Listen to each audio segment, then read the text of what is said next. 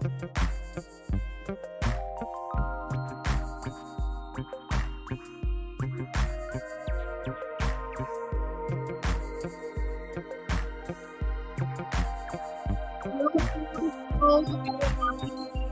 am so happy to see you here in our event. Don't want to waste the time. Don't want to show you a lot of videos. So just want to welcome you and really welcome on our very first Lemon.io CV Master session. I'm Yulia Kovalenko, community Lemon.io lover, and I will be with you on the backstage. But today I'm really honored to have Valeria Gerlushko, an account executive in talent solution for LinkedIn UK.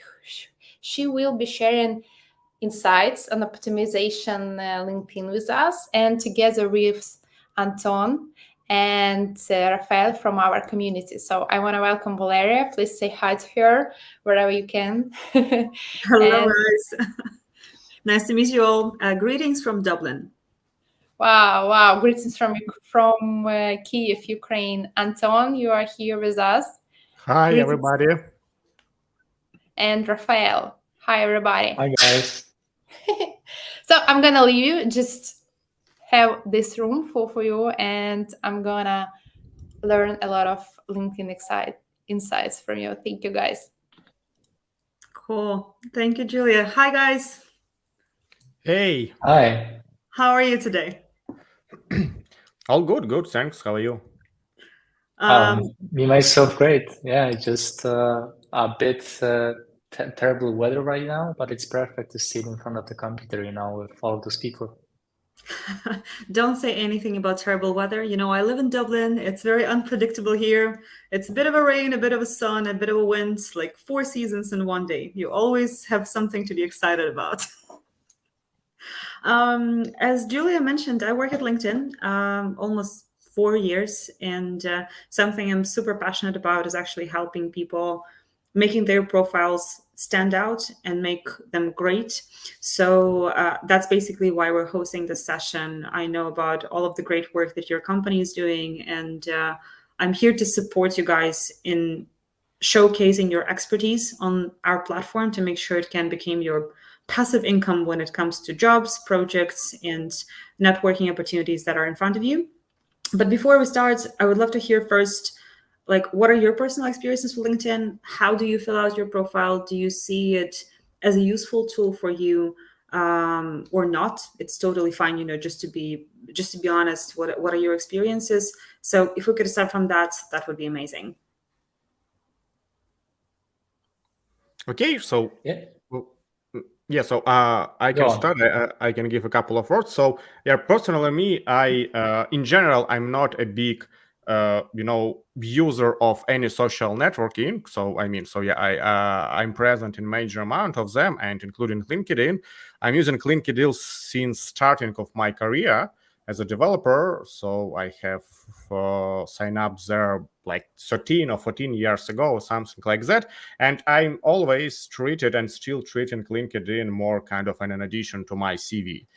If you take my LinkedIn profile and the document with my written CV that I also send it to a company, so it will be look almost kind of 100% similar.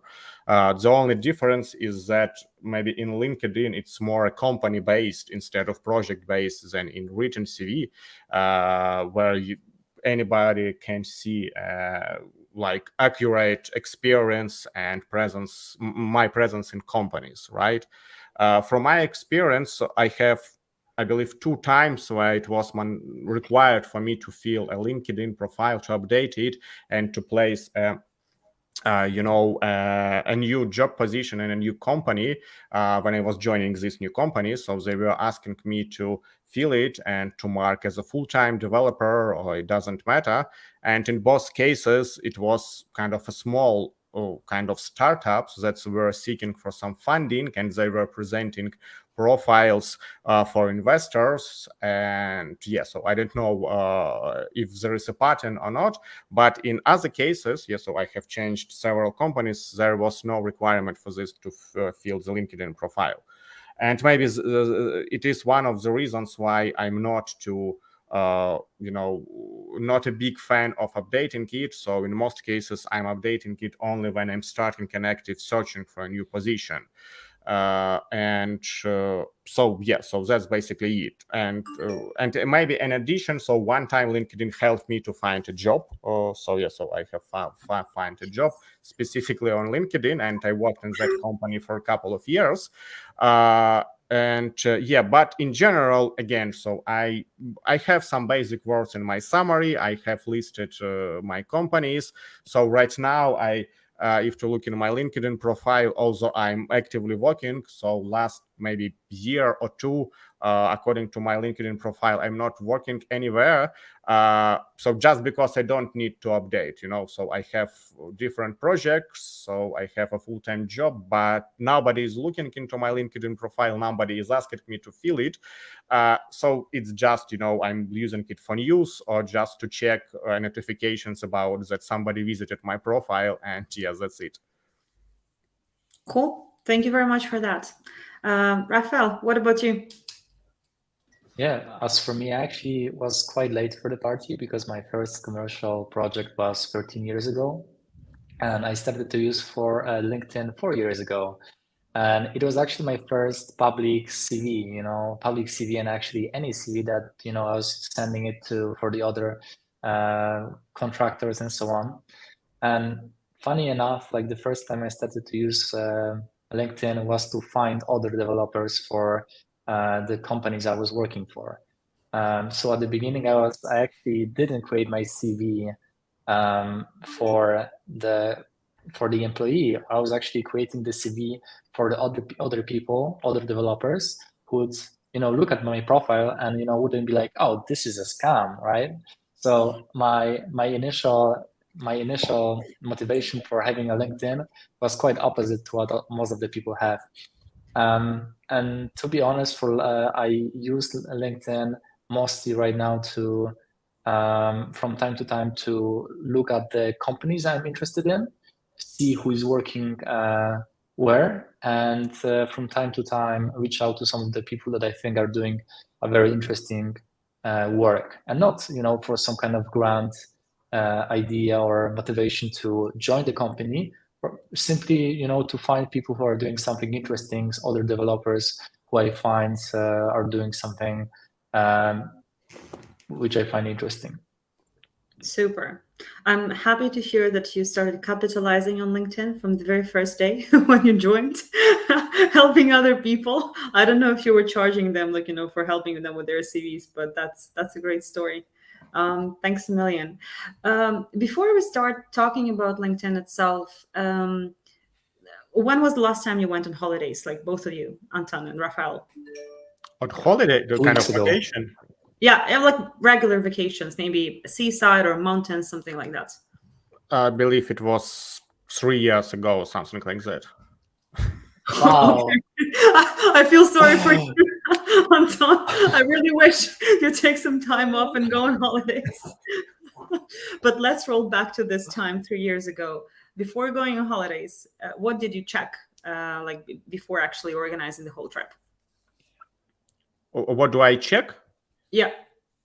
Well, kind of hotels booking, I don't know, some points of interest, I don't know, restaurants or something. Well, I'm checking kind of how interesting that specific location will be interesting for me and for my family, and where to go. But well, actually, it's a good question, because in most cases, I'm not checking anything. I mean, because I'm not a big fan of kind of strict planning or something like that. But definitely, you're checking the weather, you're checking how good the hotel, I don't know, you're checking how good the food or something like that. Like pretty general, to understand that you will not lose anything in comfort, right? So definitely when I'm going to vacation, I want to have at least same comfort as I'm having at home. But ideally, definitely I want to have better, and I have want to have some new experience or something like that. Raphael, do you have anything to add on the checklist before going to holidays thing? I think I always ensure before I turn off my laptop before I take off, to connect with all of the people I am in connection with right now, with all of the clients and all of the people I'm having email correspondence with, and ensuring that I, let them know that I'm going to be out for some time.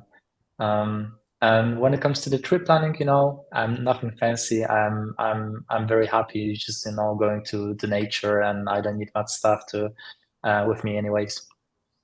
Yeah, that's also like, a great way to spend time. But however, when we're about to do a move, even a small one like going on vacation or traveling somewhere, we do like a little bit of rework, like checking out booking, the weather, the conditions, the place, the route, and things like that. So like when a company is thinking about launching a project or hiring someone, they also do their homework. They also do their background check on whether specific people they're talking to are a good fit potentially. Like, are they a good investment of their time on actually going on their interview or reviewing more of their profiles, or, getting them involved into the projects or jobs that they are offering on the market.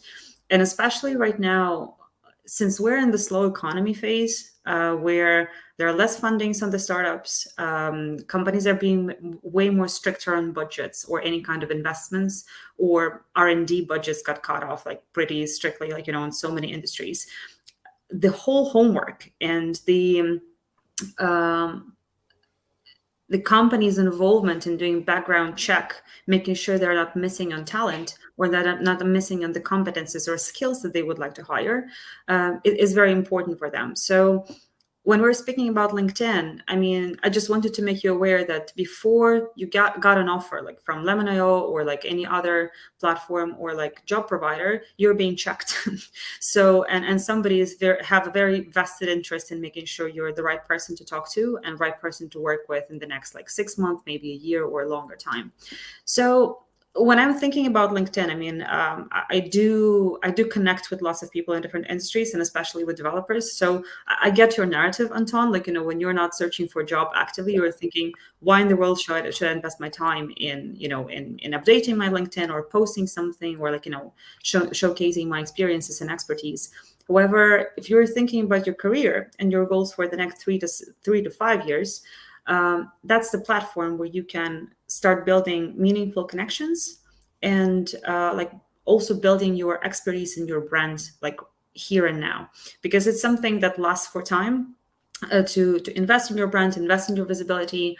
And if today, with a minimum effort of brushing up your profile, explaining a bit more what you know, what you have to offer, what is the value that you're driving in the market, you can turn LinkedIn into a passive income for yourself. You can just think about the Airbnb listing. If you're doing a great photos, a great description, there is a higher chance that you will get bookings from tourists that are coming to your town. So it's similar with LinkedIn. If you are showcasing all of the value that you can drive to a potential customer or potential startup owner, or maybe a partner that you want to work with in the future, or somebody you want to connect with in terms of networking, that's the great starting point just to start with updating your LinkedIn and showcasing how you can do it.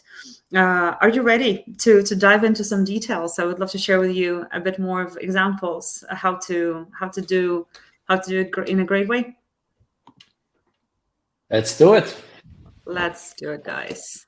I'll do 2 pauses during the presentation. So I would be super happy to hear a bit more of your feedback and questions. If you have any questions, like in the chat, like, for all of our online audience, I think you can post them there. And Julia would manage the Q&A section at the very end of the session. So I need to, again, learn how to share the slides in this tool. Apologies.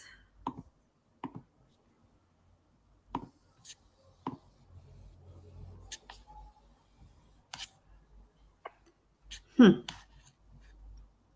you post on LinkedIn, by the way, Raphael, since you started using it for your own networking purposes? Yes, so I used to, but I was mostly commenting stuff, because you can find very interesting people, especially if you're trying to go through the influencers, as they call them, and try to reach the less famous people who are like just like normal people like Mhm. you and me, who are just sharing what they think is valuable. Cool. That sounds great. Julia, I think my presentation should be on. If you could share the slides, that would be amazing. And give me a thumbs up if you can see it. I see it, I share it, and you can use it, please. Fabulous. Thank you so much. So let's start with a bigger picture, like, of where LinkedIn is at the moment. We've just hit 20 years on the market. We're quite old for a huge SaaS company at this moment. But remember, LinkedIn was one time a startup in a garage somewhere in the Silicon Valley. And we're on our way to 1 billion members. So right now it's 950 million. You're one of them, which is quite exciting. And I'm pretty sure that by the end of the year, we'll be actually a 1 billion. And something that I want to showcase here, that being part of LinkedIn is being part of a global community of developers, of startup owners, of somebody who is building a product, or big companies. Like right now, it's 85% of global workforce represented on LinkedIn. So in terms of connectivity, and again, being present not only locally on your market, whether you're sitting in Poland, in Romania, in Ukraine, maybe somewhere in South Korea, Venezuela, you are able to get connected to people all over the world, just being present on the platform and being able to build the meaningful connections with them later on. However, again, when we're speaking about being checked, I mean, it's a very big talent pool of members who also have something to offer, and it's great to think how you can stand out based on their profiles too. We got quite a lot of visits on the daily basis. It's 18 million people logging into LinkedIn every single day. So similar to you, Anton, if you are just checking for some updates, or yourself, Raphael, when you're searching for people you want to connect to, there are plenty of job seekers who are entering the platform searching for jobs. There are plenty of companies who are searching for talent. There are plenty of influencers who are building their brands. So, I mean, it's great to see that it's living, it's growing. There are plenty of people using it and finding it useful for their specific needs. When it comes to your profile, we'll start from top to the bottom. Some things may sound super basic to you, but I still would like to mention them because believe me, like I work in sales, I've seen so many different profiles, and actually showing your photo is quite important.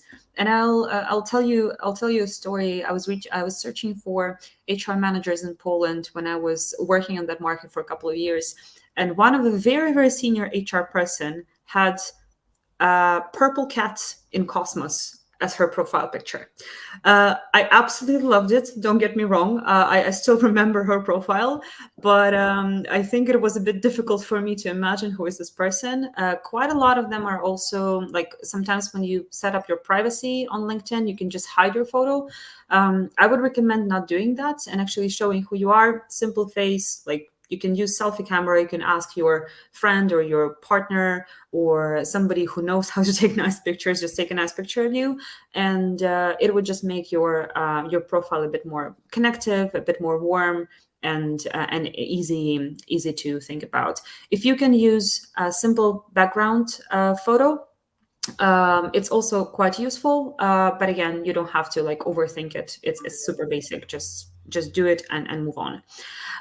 The headline is again pretty straightforward. Usually when you're being researched, that's the first thing people will read about you. They will see your photo, your name, surname, and your headline. So if you would like to showcase the languages that you program, or maybe your field of expertise when it comes to what the products you're developing, or maybe you're proud of working for a specific company or being part of a specific project, you can just put it as a title or as a headline for yourself. Don't take it too long. You can just put like a senior software developer in Lemon.io or any other company you work in, or you can again like focus a bit more on maybe some languages that you program or projects that you're working in right now, because it would just stand out, like and make people click and read through your profile later. I would like to focus a bit more on the part of a summary, because basically summary is your like very short story, like is your elevator pitch, is tell me about yourself, is something that you use when someone in the party is asking you what are you doing, or maybe you're coming to a business meeting, you have 30 seconds to introduce yourself, and that's exactly what you do here. Because when I'm entering to your LinkedIn profile, I would be reading again like from top to the bottom. And if I'm super interested in your summary, probably I would focus a bit more on reading a bit more, like, you know, through your experiences and all the last parts. I don't know what about you guys, like Anton, like Raphael, or anybody who are in the room. Like I'm personally from Ukraine, and I think it's a bit difficult for us culturally describing who we are or presenting ourselves. Maybe it's something that we're taught how to be humble, or maybe like not highlighting our achievements, or you know, just keeping it low. However, if you think about the section as not showing off how cool you are, but actually presenting yourself as a person, just to make it easy to connect with you and easy to start talking to you or working with you, that would be, I think that would be just an easier way for you to start. Good recommendation is to, like, you know, use 40 words and more. Like, just don't keep it too short and write as a first person. But I would like to like introduce you to Josh. I think like the way he described himself is super nice, because if you can see, it's very informal. He's saying, hi, you've landed here. My name is Josh. You've probably taken a look on my profile picture and you think who you are. So he's inviting you for a coffee. And through a very, very simple story, how he describes himself, like I feel like he's talking to me, you know, like on the street, or like, you know, in the coffee shop where we're just waiting to pick up our coffees or something like that. And if you could just have a look, he, in his very short bio, he touched on all the important topics. He touched on topic, what did he study and where. He speaks a bit more about companies that he worked with, a bit more of what he is focused on in terms of his career and his experiences and expertise, and then a little bit more about what he's doing right now and his hobbies.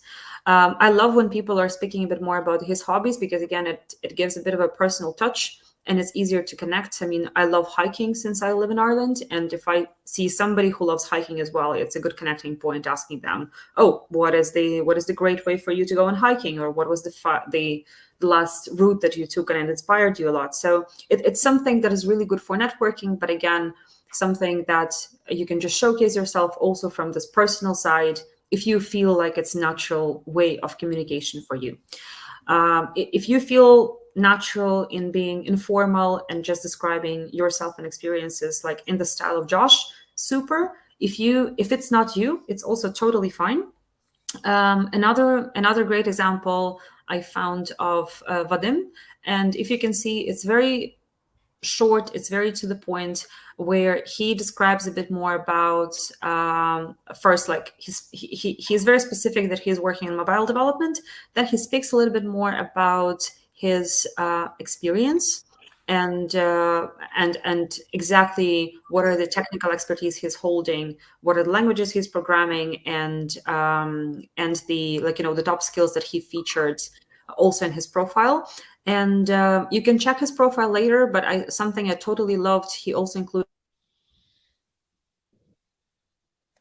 the Spotify playlist, his Instagram profile, his GitHub. So again, like if you want to let people learn a bit more about you through other resources, it's also a great place to link it through. But something that I've seen it a lot, and I think it works pretty well. It's very short, it's to the point, it's focused on the work and your expertise, and you don't have to think too long what to.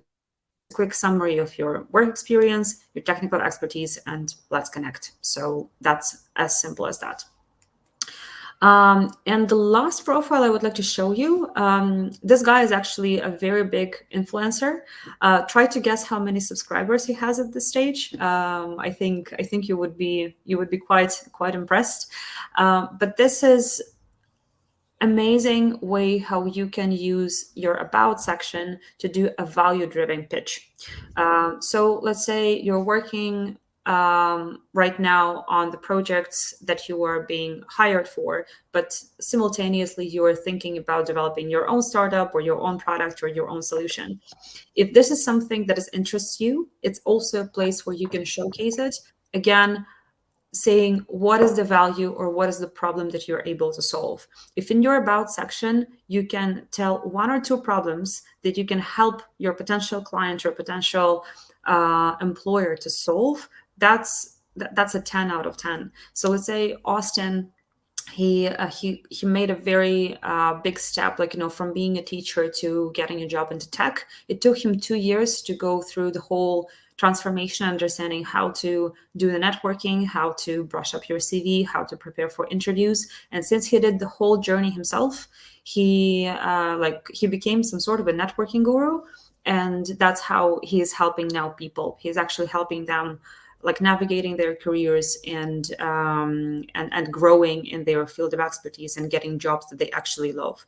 So if you have a very specific idea or problem that you can solve for your client and you can showcase it here in a couple of sentences in your about section, that's a perfect place. That's a perfect place to do it.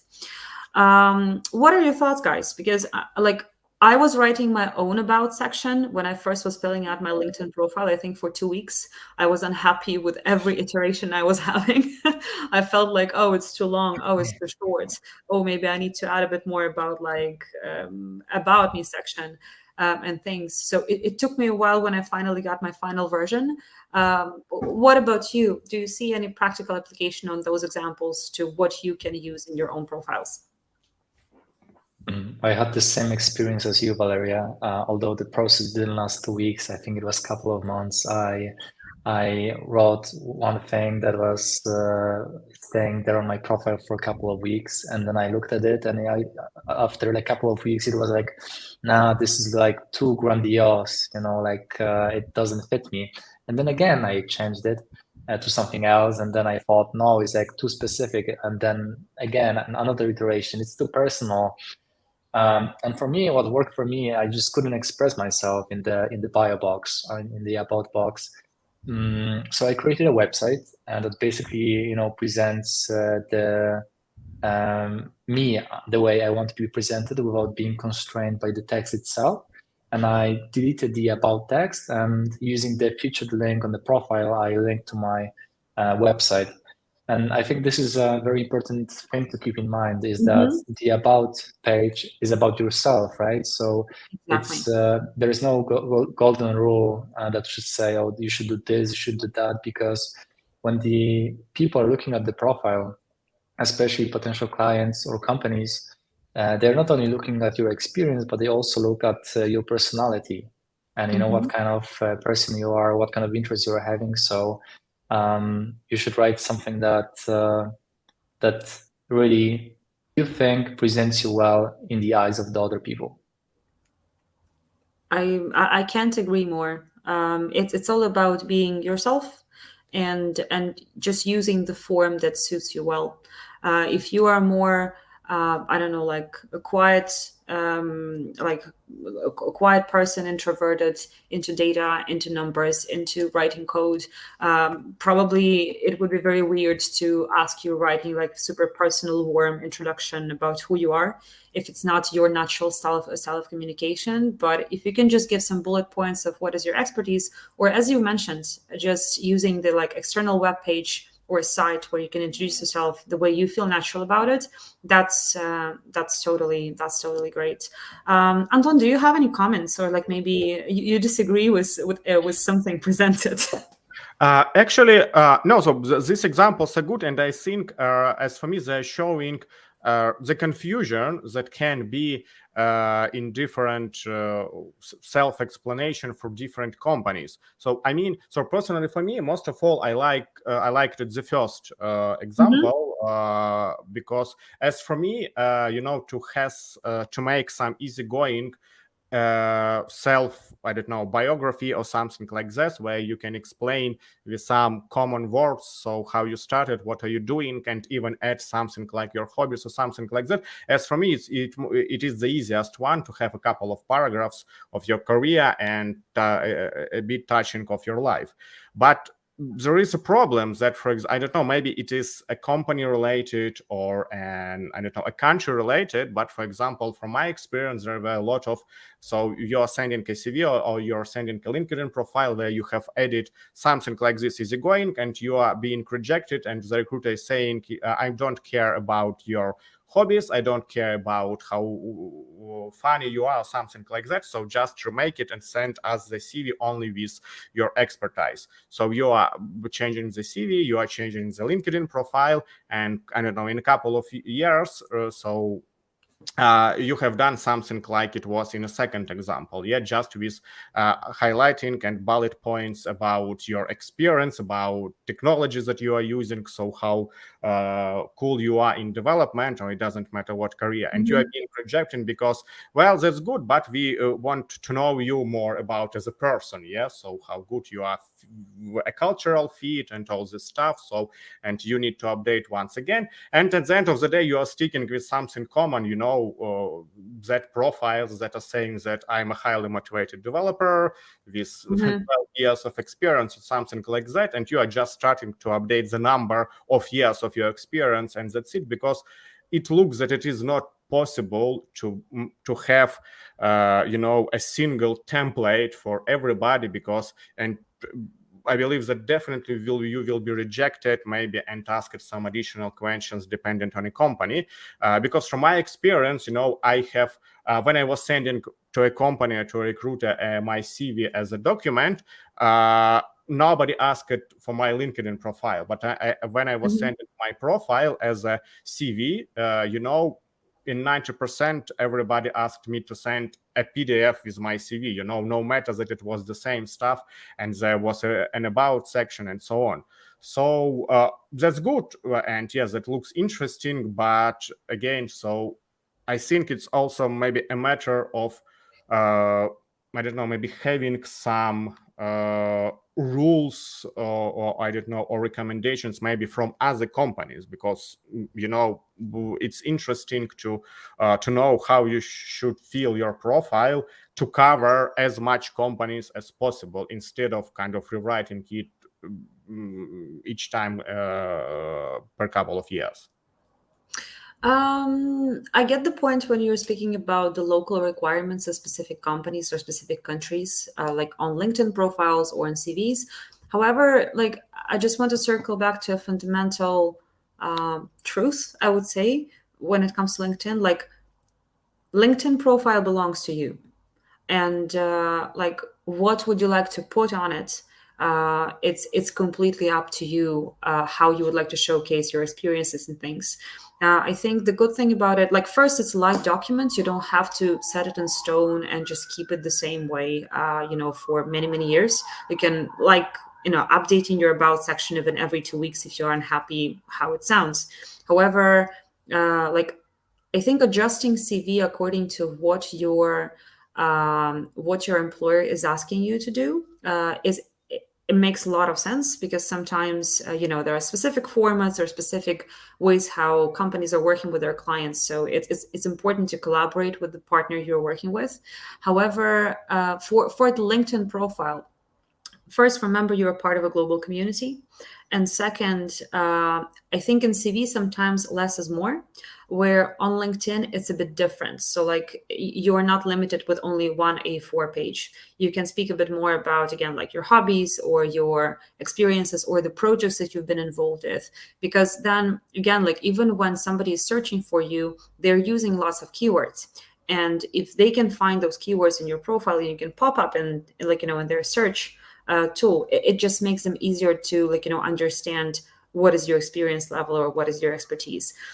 I wouldn't say that there are any specific schools when it comes to pitching yourself. I'm going to touch on some great frameworks on the second session, which will be actually about the art of self-pitching. But I would just maybe mention quickly that the great narrative that I've seen like lots of people successful using on LinkedIn and also like in offline in their private life is speaking about your goal. Like, where are you going? What are you searching in your career, or what you would like to focus, or what you are working on in the next 3 to 5 years, and then support your goal with your current career and your background achievements and education, or like, past projects and things like that. So when you use this format of, let's say right now I'm working at LinkedIn, but let's say I would like to become maybe a head of sales in some other global company that works, that works in tech. So if this is something I'm aspiring to, I can support my story today with what I have achieved so far, like the fact that I've lived abroad for so many years, I've worked with a lot of cultures, I've achieved a lot of results in my current role as a salesperson. So it's something I'm passionate about. That's why this is the vector I'm taking. So then when you're speaking with a recruiter, or when you're speaking with a potential partner or a client, I mean, they see where you're going. They see what is the narrative that you're talking about. But it would be too much of an off topic. I would like to circle back to LinkedIn itself. Thanks a lot for your comments. I hope it was helpful when it comes to some examples, how you can describe your experiences. There is no right or wrong. There are just options that you can choose from to make it sound like yourself, and just to make it feel comfortable about describing your skills and experiences. Another section that I think is also quite important to do a bit more of a dive is the experience one, because again, there are so many different ways how you can present yourself, how you can tell what you've been doing, and things like that. So I would like to show you a couple of experiences. So Adam that works in Amazon, I think it's a great starting point, because like when he was filling out his profile, he was just mentioning all the companies he worked with, and specifically the time, the positions, and you can clearly see that there was a career growth in his specific case. So for me, as let's say if I'm a recruiter, or if I'm a startup owner that wants to hire someone, I can see that he definitely has an ambition and he has a place to grow, but I don't have too much of an insight, again, like what are the technologies, or maybe what are the projects, or what is his field of expertise that he is working with. So doing one step, from the profile where you just list your companies that you work for and timeframes, to the place where you can actually describe your projects, your responsibilities, your achievements, and your skills, it's only one step. And you can do it in a fairly simple way. So let's say, again, let's go back to Vadim that works in Instagram now. First, we can see that he's been growing from Ukrainian software company to more global projects, big tech employers. And something that I think is showcased really nicely in his profile is that he very specifically speaks about the projects he was working with. He says about what was his input and his responsibilities, and also a very brief introduction on the very beginning of his workflow. So a bit more about the type of work, a bit more about the fact that he's working closely with leadership team, and he's also working with the customers, because also, again, when you're mentioning that when you're getting hired for projects, it's not only about your technical expertise. It's also about your connectivity and communication skills, and lots of soft skills that are important to deliver projects on time and in the great quality. So you can use simple bullet points to describe the projects. Again, showcasing your responsibilities and achievements and outcomes is very, very helpful. And again, if you can just list out skills, it's also super helpful, because LinkedIn has, I would say, two worlds. One is linkedin.com, which you can use for your own advantage by filling out profiles, interacting in the platform and things. We also have B2B solutions for companies that are hiring employees for their future projects. And something that is very big right now in the market is actually skills-based hiring, where you're searching for the right people based on their skills. So it's more skills, not schools. So creating more opportunities for people who maybe didn't get a chance to get a great diploma in some respected universities, but they've built up skills throughout their career. So showcasing them on your LinkedIn profile is very, very helpful too. Other two examples of, again, like showcasing your experience is, I really like Susanna's, apologies, example, because in her case, she's very good in quantifying the outcomes or quantifying the results of her work. Again, culturally, probably it's not so easy for us to say, I did XYZ. Again, like being maybe, from Central Eastern Europe or maybe somewhere from Latin America, we're thinking about ourselves as a team. And we're thinking about like, we did XYZ, like we delivered a project, because usually you work in the teams. But if you do a step back and you ask yourself what I was doing, how I impacted the team, how I impacted the product, how I impacted the overall business outcome for what we were developing, and you can quantify it, like adding a bit more numbers, adding a bit more measures, that is a huge plus as well. Because again, like for me as a potential partner or recruiter or client, it's much an easier read, because I can, something like pops up on me straight away. Like I can see the amount of users you've been working, or maybe the amount of people you've been managing, and things like that. So if you just ask yourself how you can quantify the results of your work, and also describe a bit more the business impact of your work, that's also a big plus. And as you can see, like for developer, it's absolutely doable. I'm not speaking here about the CEO of a company, or maybe like just a salesperson who can easily quantify the amount of revenue he's bringing, or like a marketing department. Like for people who are building the product, it's a great place how you can also showcase your actual results. And the very last person is, like, as you can see, he started in 1998. So like right now he's like super, super experienced, very, very, very firmly standing in the market. And in this case, like something that I think is powerful about his profile, it's very short, it's to the point, and describes specifically what he, what was the value that he was driving for every single company he worked with, like literally in one sentence. So if you're at the level where you've been in the industry for 20 plus years, and you don't feel like writing down like every single project, every single outcome or achievement that you presented in every workplace that you worked with, just giving a summary of a value or a business impact or impact on the product that you delivered in that specific workplace is another form how you can present yourself, and just make it simple, to the point, and very, very, very easy to read. So I would say that's like four examples of, again, how you can showcase your experiences. Do you have any comments on that? Well, actually, so for this section, everything is pretty straightforward. So again, yes, so it depends, but if you talk about some personal preferences, so I prefer to keep it as short as possible. So maybe it's more like a last reference, because sometimes when you're starting to describing, especially when you're working in a company for, let's say, 5 years or something like that, or when you took part in different projects, and especially when you were promoted from position to position, so when you're starting to write some details, so it takes ages to explain everything. And especially, again, maybe it's some local rules, but for example, a lot of outsourcing companies, they like such things as NDAs. Yes, so definitely say in most cases it's worth nothing, but to not have any problems, and to not have any strange speech after leaving. Yes, so you are just not mentioning any projects, and don't give any references in your public profiles.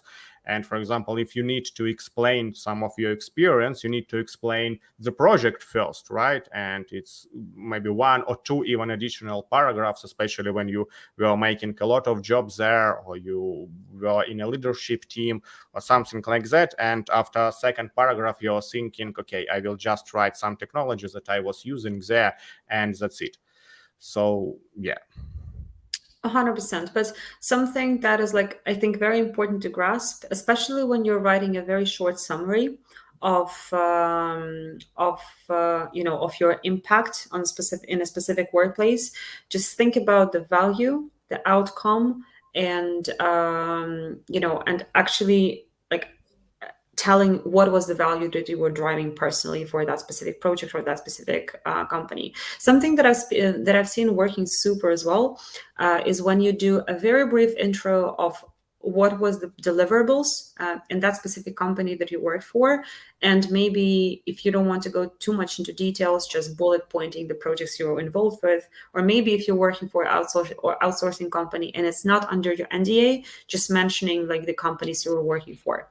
So it depends on your contract. It depends on what you can publicly say, what you can't. But as a format, it's something you can easily adapt for yourself. And again, from like a profile where you just see the history of a career growth, and to the profile where you have a history and the context of deliverables in that specific workplace, is only one step. You just need to tell a bit more to the world what are the good things that you created in that place. Raphael, do you have any comments yourself? Or maybe yes, as for the NDA, it's also super important to, if you're unsure what to put, if you should put anything on the CV, it's always good to ask the supervisor. Even if everything is super secret, you can always pull something off that is not a trade secret, that doesn't say anything important that would make a harm to the company. So it's always good to talk with the supervisor and see, okay, maybe I can share this, and it doesn't expose anything what is happening within the company, but it's going to help me. So it's always a good idea to push through as much as possible. And as for the general experience description, it's super important to remember that the CV is not a high school essay. So it's important to be straight to the point, not use too much, prose and buzzwords, because from what I've seen and how I see it myself, it's actually can be repelling, as in, what's the point of what's the point of being so vague and so indirect? Like, are you good or not? Are you able to provide some value? Are you going to be useful for us or not? What is important in terms of presenting yourself to the potential clients is like showing the ability to be straight to the point, because at the end this is what is it all about. 100%. Especially again, like my main customers are HR departments. Believe me, recruiters don't have too much time. So if you will make their job easier just reading your profile and understanding like who you are, they would be very happy about it, or like potential clients. But even think about yourself, if you're checking out somebody's profile, like even for the networking purposes, like how much time you're ready to invest reading about their achievements, or like what they did. So that's why speaking a bit more about yourself in about section, like is a great intro, is like a trailer to a movie. And here we're starting to like rolling into episodes, so for 1, 2, 3, and the rest of them. I'll touch on like a very final points. I wouldn't spend too much time on it, but if you're volunteering anywhere and you would like to share it, that's a great way to do it too. Just for the sake of connection point, I mean, especially if you're volunteering with Ukrainian army right now, or maybe you're involved in some like maybe you are working with scouting organization and you're working with teenagers, or you are involved in any other projects, it's great to talk about it. Again, I found, especially when I connect with clients myself, and if I see that a person I'm talking to has a similar volunteering experience as myself, it can lead to very, very interesting conversations, and also like a more personal, deeper connection there. The cool thing how you can add another layer like into your profile is actually featuring the content, because our careers, they evolve. I mean, major changes, they don't happen every single month. I mean, probably like if you're working on a project right now, you're working on it like for 1 year or 2 years, maybe 6 months, but then you're moving on to something new, or you're staying in the same company for a bit longer. But if you have any kind of like work updates or life updates or something interesting that is happening in the industry and you would like to talk about it, like by posting it on LinkedIn, and again, like sparking the conversation, that's the first step, but then you can feature it. So like when you start the content, it pops in as the first like post that a person can read when he or she enters your profile. And it's very handy because it's visual, it's more pictured. I got a couple of posts that went pretty viral, like myself, and when I'm featuring them, again, some of them are related to LinkedIn, some of them are related to all the events that are happening in Ukraine right now. I mean, it's just great to make it a bit more visual rather than just text on your personal profile. Also, you can activate creator mode. It's something that is available for all members on LinkedIn right now. I think there is a minimum amount of connections you're supposed to have to be able to automatically activate it on yourself. However, if you're thinking about sharing a bit more of your expertise or experiences, or maybe just starting a route of becoming an influencer, or just share what you know and get connected to like-minded people, you can just activate it, and it will help you grow in your audience, and you will also access creator tools. So some of them are which are available in the creator mode is newsletters.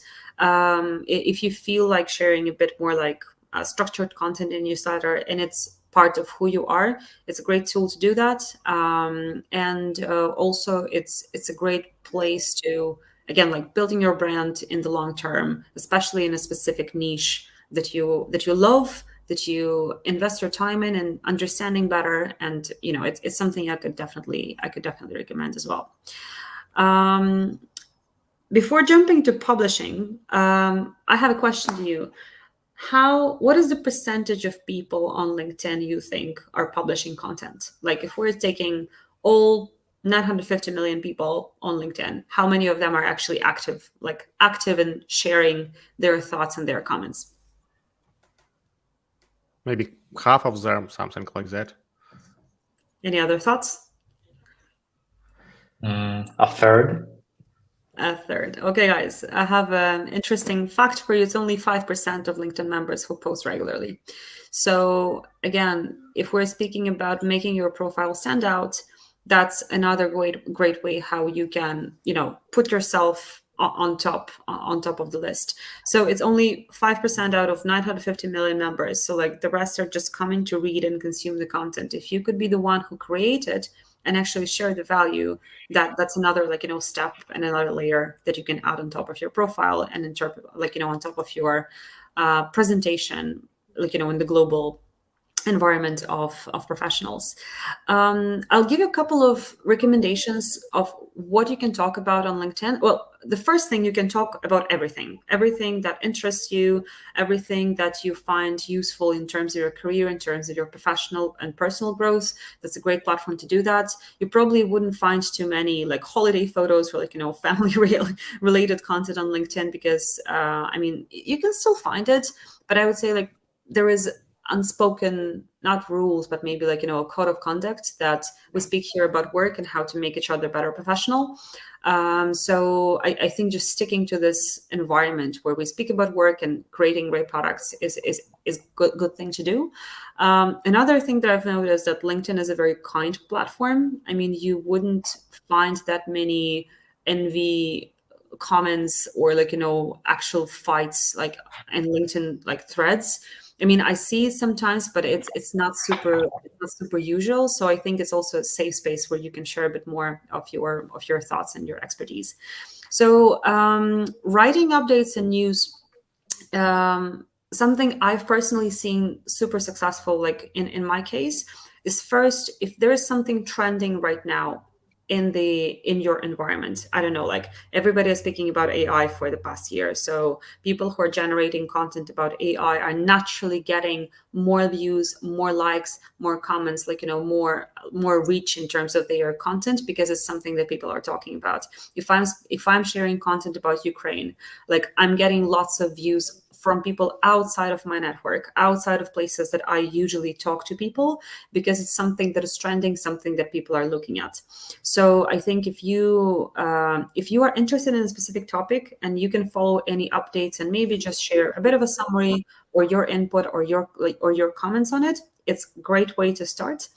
The other thing, if you work like, you know, you work in a team, you're developing a product, you're able to share, like, you know, what you've learned or what you've built, like showcasing actually the result of your work or the process is another really great thing to do that, because usually when you're sharing something with your own expertise, you're gathering like-minded people around you. And again, you're able to get with them in a better conversations, you're able to learn from each other and, like, you know who else is interested in that specific topic. Yeah, anything that you personally are going through and you feel comfortable sharing, it's also great to showcase. Again, like maybe you got promoted or you accomplished something that you're very proud of, or you got a certification. It's a great way, it's a great way to do that too. So again, it very much depends on how natural you feel about sharing stuff, what you find interesting, and what you feel like you want to build your tribe around, if I can put it this way. But, you know, it's something that you need to experiment and just find what feels natural to you. The great way to finish posts is by having a call to action or maybe some questions, so you can provoke the comments and the conversations with the audience. Using comments is actually a brilliant way to connect with other like-minded people, especially if you're searching for some influencers or, like, you know, developers in your industry who are, like, you know, who are sharing stuff. If you find one like big or small influencer that makes sense to you, like, you know, he speaks your language, or you see that his content is generating lots of value to you, like just go to the comment section. You will find plenty of people who are interested in the same topic, and they usually refer to other, like, you know, influencers or, like, you know, resources that could be super useful. So don't get lost in the rabbit hole of research, but that's a great starting point if you're trying to find, like, you know, more expertise or experience from people who are doing the actual job. When you're posting content yourself, it's actually quite good to monitor your performance. LinkedIn gives you an opportunity to see not only not only the amount of likes, but also the reach and the demographics of people who've been viewing your post or, like, you know, viewing your content. From my experience, like when I'm posting something relevant, I'm getting lots of views of my profile. And again, it's great for your personal branding because it doesn't cost you too much time. Maybe you will input like 10 to 15 minutes to summarize the project you finished, or, like, you know, an article you've read and you found it interesting, you feel like sharing it. But then the amount of like influence it can have on your profile is much higher than anything else you can do, because that's like a natural marketing platform where you can direct people through your posts, like, to your professional experience and to yourself as a professional. So it's interesting to observe over time which posts resonate the most. Like, I have a friend at LinkedIn. She's in her early 20s, and right now she has 50,000 followers, like on LinkedIn. And LinkedIn is not a platform where you can buy followers. It's something you have to naturally grow. And something she was speaking about was mental health struggles during COVID. Especially she was a non-EU employee in Ireland. So, like, there was a layer of paperwork, there was a layer of COVID, there was a layer of like personal struggles for her as a young professional. And all of the thoughts that she was sharing was resonating so much with like lots of people on LinkedIn that she became an influencer, and she is now doing lots of career coaching, like for entry-level talent. Right now. So, like, you know, it actually turned into a commercial project, which she's very successful with, and she's helping lots of people. So you never know who you can help by sharing your content, and you never know where it could lead you in terms of your next career step. But that's a great way to like first monitor and analyze what is happening and knowing your results. You've probably seen other formats yourself on LinkedIn. You can post videos, you can post acknowledgements, or maybe some career updates, also posting polls. It's all tools just to drive a bit more of an engagement. Posts that have a catchy image or a good question, or maybe a video, if you feel comfortable doing videos, is something that performs really well. We were hiring at some points to my team at LinkedIn, and we're not able to find, I think, Hungarian speaker, if I'm not wrong. So I recorded a video, which took me like literally, as you can see, like 1 minute.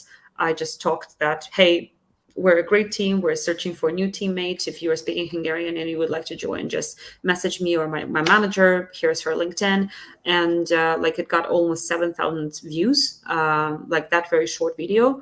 And there were plenty of people outside of my networks, like lots of tags in the comments. So I'm not telling that you have to go and record video on every single like post that you would like to do. But if you want to try, or you feel comfortable speaking about something, like using camera, that's a great place to, just try it out. Our CEO of LinkedIn, he is actually his format of speaking to people, of course he's doing postings and things, but he is just taking his selfie camera, and when he is going to pick up his children from school, or he is walking to work or something like that, he just records himself talking about AI, or talking about product updates that are happening at LinkedIn right now, or talking about some leadership like wisdoms or conclusions that he came up to speaking to other CEOs of the big tech companies. And you're like, oh my God, it's so cool, because first you feel like he's the same person as you are, and he's just inviting you to a little bit into his world, sharing his own thoughts, just, recording himself walking somewhere, which I think is great. It's very simple, very straightforward. And again, you don't have to do it, but if you feel like trying, or you feel comfortable using camera, creating videos, it's a great form to do that. When you analyze your results, it's actually quite cool to see like people, like from which companies they're reviewing your posts, and your profiles, and also the locations. I'm quite oftenly getting viewed from France or from Netherlands, even though like my I don't have a very strong network in that specific places. However, it's good to know that specific topics are resonating in different areas. And again, it's a great way to connect to people later on if they're viewing your profile after they read your post, or they're connecting with you through the comments. So measuring engagement, understanding what resonates with your audience or not, like you can easily do it at LinkedIn, not just using likes, but also a bit more of a demographical metrics, and tracking it is super important. So just a very quick overview, like a summary of how to post and how to make it successful. Use hashtags, the one that feel natural to you when you write the post. Please tag people and tag colleagues, because the moment you tag someone, when you tag a company, when you tag your team or your managers, your post gets more reach, and you're able to, again, like get it in front of the eyes of people outside of your direct network. Adding a bit more of like photos, and again, like driving value is something that makes plenty of sense, and something that is being picked up by other people. Just other like couple of things. Use comments as a way to connect to others. When you read somebody's post and you have an input or you have a question, just engage in a conversation. Sometimes, again, you can meet great people there. Another thing, what you can do is actually connecting with the industry leaders, or maybe some people who are way more senior than you, and you're learning from their content or from their posts through engagement into their comments. It's something that will again stand out, again, if you have specific people you want to connect to in future. And if you have any influencers that you follow, just by adding comments into their sections, into their posts will give you a chance to connect with them personally. Again, if you're interested in it. I have a couple of career coaches that I follow on LinkedIn. Like for instance, Austin is one of my go-to person when I need a career advice or things, how I need to talk to my manager or discuss specific things. He has plenty of great advice on the platform. There are some people who are specifically in sales, and I find their content extremely useful. So through comments, I was actually able to get to know them personally, and I've seen it working in my personal case. I have a friend who got a job at LinkedIn who was just commenting. He was adding value-driven comments into a hiring manager's post. So he knew that he wants to work in big tech, and he started following line managers in specific teams that he wanted to work with. And by engaging in conversation with them under their posts, he was top of mind candidate when he finally applied. So there are plenty of other ways. There is no golden rule. A golden rule is be present, be yourself, and share what you have. Because unless you share, unless you say, there is no way people or clients would know.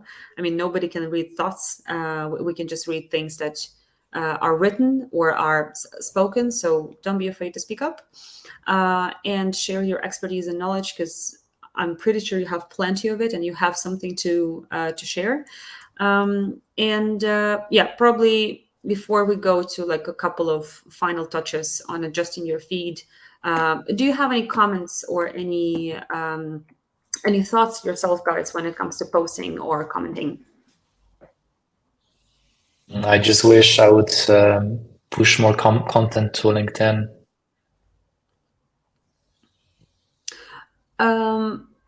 If you think of pushing content to LinkedIn, I find it as a problem to myself. What am I supposed to post about?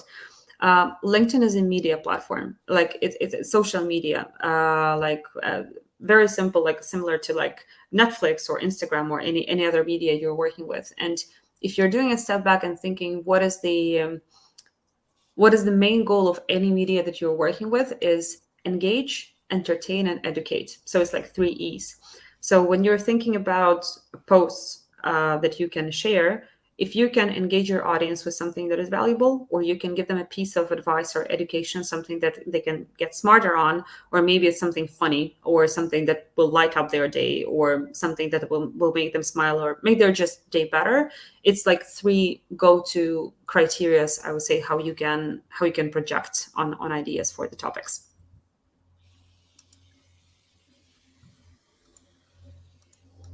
Anton, do you have any comments yourself?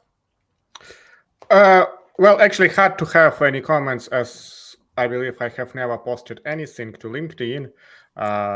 So I don't have any experience, how to make it. But in general, I think so. To be honest, it was pretty surprising that only 5% of people are posting it, something on LinkedIn, because definitely there are a lot of good posts, but seeing let's say some garbage, that sometimes is appearing in your feed, and especially when some strange posts or publishers are reposted by other people, by hundreds and thousands of people. So it sounds strange, and it's a bit scary. So what can happen if there will be more toxic influences, when there will be 10, 12, 20% of people who are publishing? And I think, so as for me, it's one of the reasons. So in general, there are, as for me, a couple of reasons. One, I have never posted anything to LinkedIn. So first of all, I'm not sure that any of my thoughts can be interesting for somebody, so I definitely, I can do it for myself and just maybe to advertise myself. But so I believe I don't have enough time, and it is another reason, that if I think that if you are posting something, then it should not be some common repost from other article, from other social networking about your perfect and brilliant working day. So if you're posting something, then it should be something useful, at least to some small audience. And to make this, I think that to make even a short post, or to record even, as you're saying, a short video, like a minute video, it takes some time.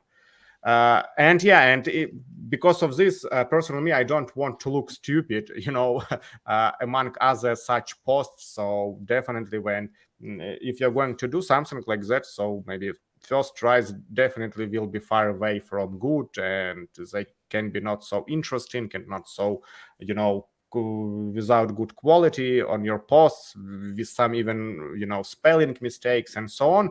And not only influencers or people who are posting some strange post can be toxic. The overall community can be also toxic, and you can receive a huge hate, just because you misspelled some word, or maybe so you, I don't know, posted some strange picture, and and you abused somebody. So maybe it's a reason for other people, so for other 95%. So because people just don't want to have a lot of problems or hates or clean comments or even delete a profile after they posted some good information, but it was produced in a way that was not good for, I don't know, for other community.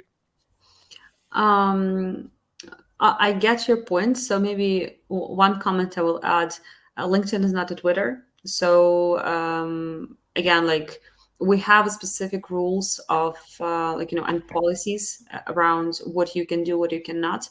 So any kind of hostile conversations or verbal abuse or whatever is not allowed. I mean, you can report or block specific content or specific people, and it's being reviewed by our by our privacy and security team quite accurately. So it's something just an off topic. However, when you're speaking about some toxic influencers, people writing some weird posts, I mean, you cannot avoid them because we're all part of a society, and our society is very, very diverse. The question is what you will focus on, because there are a couple of things how you can easily adjust your profile just to make sure it's suited for you in a better way. If you find one of the things, if you have any specific executives that you follow, or you find their content, or the industry they work with, or what they share interesting, you can just post just put the notification on, and again, you will just send the signal to LinkedIn that you like this type of content. If you have sometimes you're receiving the notifications from specific people who are posting, and you see their post not being too relevant to you, you can just ask LinkedIn, by clicking on three dots, just to receive less posts of this type, just to stop receiving it. And then you will have a question: would you like to not receive posts from this specific person, or you don't want to receive the specific post, when it comes to comments? So just help algorithm helping you.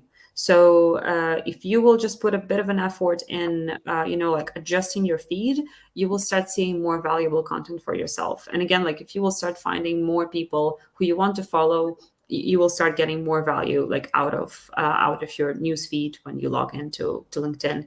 Maybe once a day, maybe once a week. It depends how often you use it. But I do believe that once you will start seeing value from the from the content you're reading, from thoughts that people are sharing, on the executive level, on the level of professionals who are on similar level to yourselves, or maybe a couple of years ahead. I mean, the moment you're starting seeing the value, it makes sense to invest more time in it. So when it comes to followers, or maybe again getting notifications, you just need to press and manage followers, or manage your privacy settings, and then you can just adjust your feed to make sure you're not getting notifications on everything. For instance, at some point I've stopped getting notifications when somebody got promoted, because my audience grew fairly big. So I was more interested in what people are posting, what they're talking about, rather than if they got a new role, or if they got promoted. So it's very powerful when you see that something changed and you can highlight it. But when it comes to making your feed clean, just press and manage followers, and then communication preferences. It'll be just easier for you, and you don't have to do it specifically on every single person. You can just do it also in your settings session to make sure it's adjusted. I think that's it on my end when it comes to the heavy content of LinkedIn. I just need to stop sharing my screen somehow.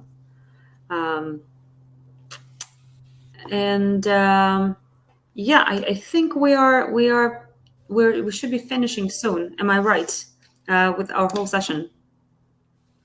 Yes, you do right. Thank you so much for your time, guys. We just have one more question from our audience, and I'm gonna show it on the screen. So it's from Ivan. Ivan, do you have any tips or starting up? On starting up, is it the tips for the startup, or is it the tips how to send out with your profile? I think it's in context of LinkedIn. So yes, about the profile. About the profile, I would say maybe a simple tip, like we all think visually. So if you can add any more visuals to your profile, it would be a big plus. Because again, when you're filling out your profile, you can feature posts, or you can attach external links, or maybe some external photos or videos or anything that you have like outside of LinkedIn to your experiences section. So for example, since I work with our B2B products, I highlight all of those products on my LinkedIn profile. So when I'm speaking to my clients, they can easily click on it. So if you can, add any kind of visuals to your profile just by giving external links, or maybe some certificates, or any kind of achievements that are more visual, that's a good thing that just catches a bit more attention. I would say like starting with filling out your profile so it's easy to read, and it's easy to connect with you as a professional, like on your personal level, and also on the level of experience as the first step, and then think about posting and being more engaged in the community. I have a good friend of mine who actually became an influencer in the cold email section when it comes to sales. So like the way he manages his LinkedIn right now, like he schedules posts that are posting I think, or on a daily basis, or like every second day in that specific niche that he's writing about, and then he's investing like half an hour of his day, or like 1 hour, just to go on other people what they're talking about and commenting. So that's the way how he can connect with more people and make his name a bit bigger. But it all starts from the question what you want to use your LinkedIn for. Is it purely for networking? Then think about how you can connect with people based on their posts, or your common interests, or something that unites you.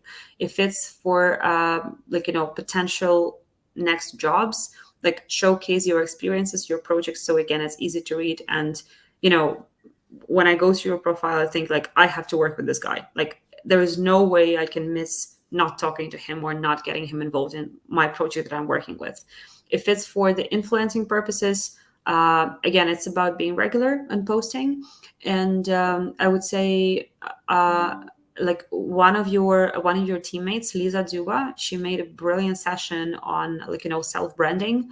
It has plenty of great advices and external resources you can go into when you want to start like posting and publishing, being more like regular in it.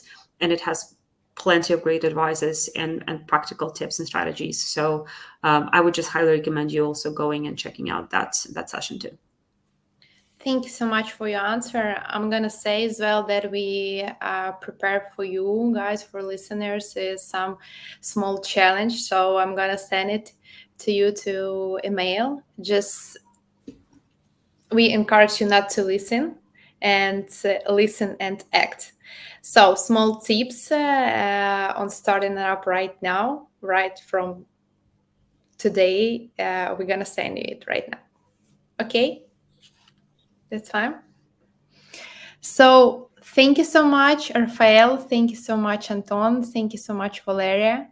I think we're going to see each other on the next event because we have a series of events together with self-pitching, together with CV events, and together with fuck ups. Sorry for saying that in CV.